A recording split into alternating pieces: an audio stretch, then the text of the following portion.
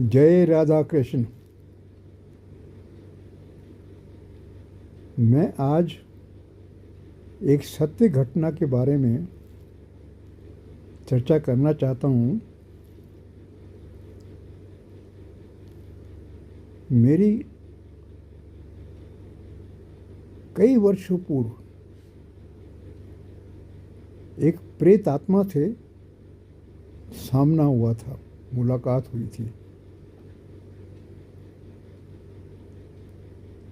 ये बात 1974 की है, 1974।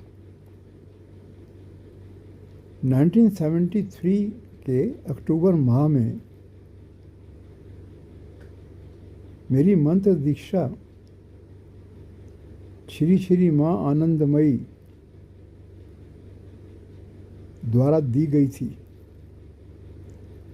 मंत्र दीक्षा देने के बाद उन्होंने मेरे सिर पे हाथ रखा था, जिससे एक तेज अग्नि प्रवाह, तीव्र अग्नि प्रवाह मेरे मस्तिष्क में दौड़ा था।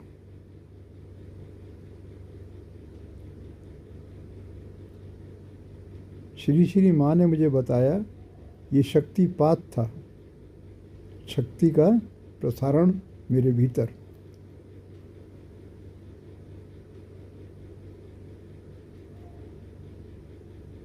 इसके ठीक 6-7 महीने बाद की घटना है।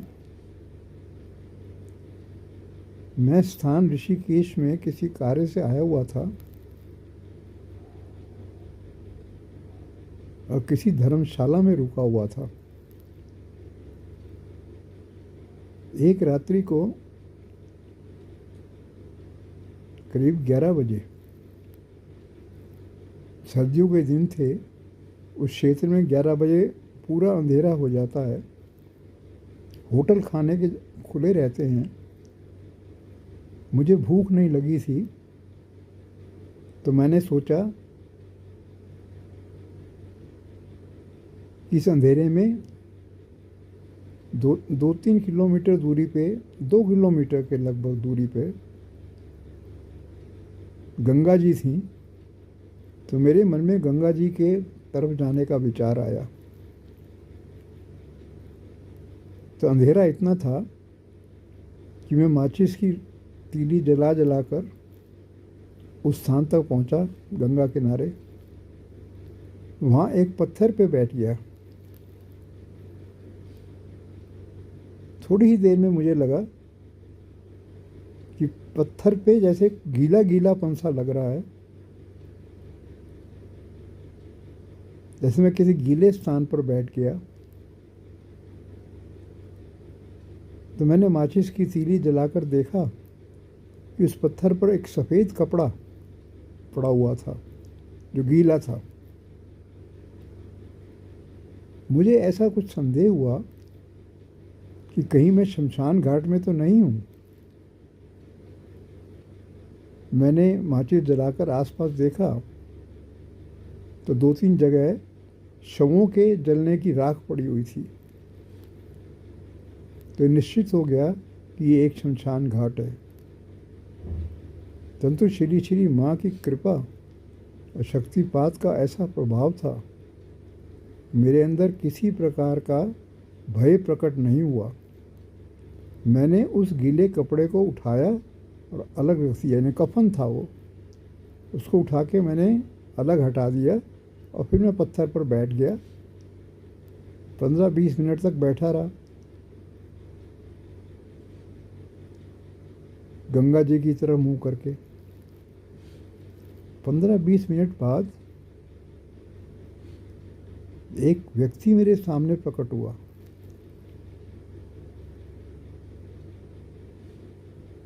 तो मैं नहीं समझ पाया ये कोई प्रेत आत्मा होगी। मैंने कोई व्यक्ति, और कहाँ से आया ये आते हुए भी मैंने नहीं देखा। तो मैं आराम से बैठा रहा, इधर उधर देखता रहा, पर वो व्यक्ति लगातार मेरी तरफ घूर के देख रहा था। 2-3 बार मैंने देखा कि वो मेरी तरफ घूर रहा है। तो अनजाने में मेरे मन में क्रोध का उदय हो गया। क्रोध का कारण कि मैं तो ऐसा नहीं कर रहा, उसकी तरफ नहीं देख रहा, फिर वो मुझे घूर के क्यों देख रहा है। क्रोध के कारण मैंने एक प्रकार से उस पर आक्रमण कर दिया, उसकी तरफ तेजी से बढ़ा। जैसे ही मैं उसकी तरफ बढ़ा, जितना मैं आगे उसकी तरफ बढ़ रहा था उतना ही वो पीछे हट रहा था। जितना मैं आगे बढ़ूं वो पीछे हटे। ऐसा करते करते गंगा तक पहुंच गया। मैं भी उसके पास ही गंगा तक पहुंच गया। फिर वो गंगा के भीतर प्रवेश करने लगा।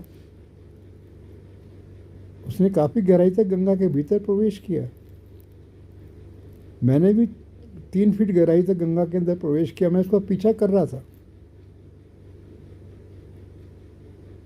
फिर अचानक वो अदृश्य हो गया।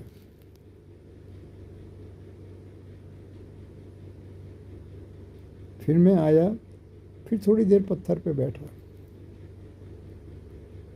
इस आशा से कि फिर ये प्रकट होगा तो फिर मैं इसको सबक सिखाऊंगा। लेकिन दोबारा प्रकट नहीं हुआ। लगभग 1 घंटे बाद फिर मैं उठा और माचिस की तीली की सहायता से चल चल के करीब 250 मीटर 300 मीटर का वो अंधेरा रास्ता था पत्थरों से भरा, वो पार करके मुख्य सड़क तक आया और भोजनालय एक खुला हुआ था, वहाँ भोजन किया और धर्मशाला में चला गया। ये है घटना वास्तविक जो घटी। अब प्रश्न यहाँ पे ये पूछा जा सकता है कि मेरे मन के अंदर भय क्यों नहीं आया। भय इसलिए नहीं आया कि मेरे गुरु ईश्वरीय स्वरूप उनके द्वारा किया गया शक्तिपात वो इतना शक्तिशाली था जिसके कारण मेरे अंदर भय का उदय ही नहीं हुआ।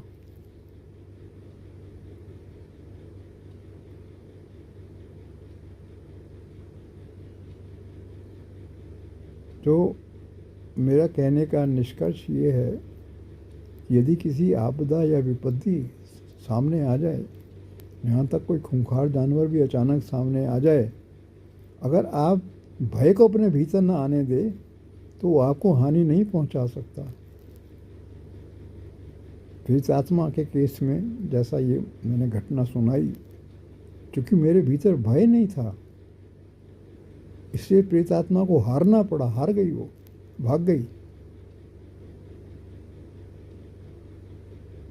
अन्यथा तो अगर भय आ जाए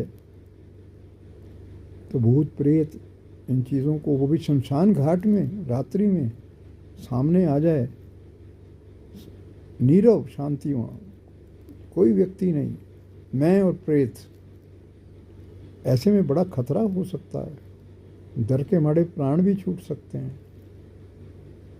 परंतु यदि आप पर किसी अति मानव दिव्य ईश्वरीय स्वरूप गुरु की कृपा हो तो फिर कोई विपत्ति ठहर नहीं सकती।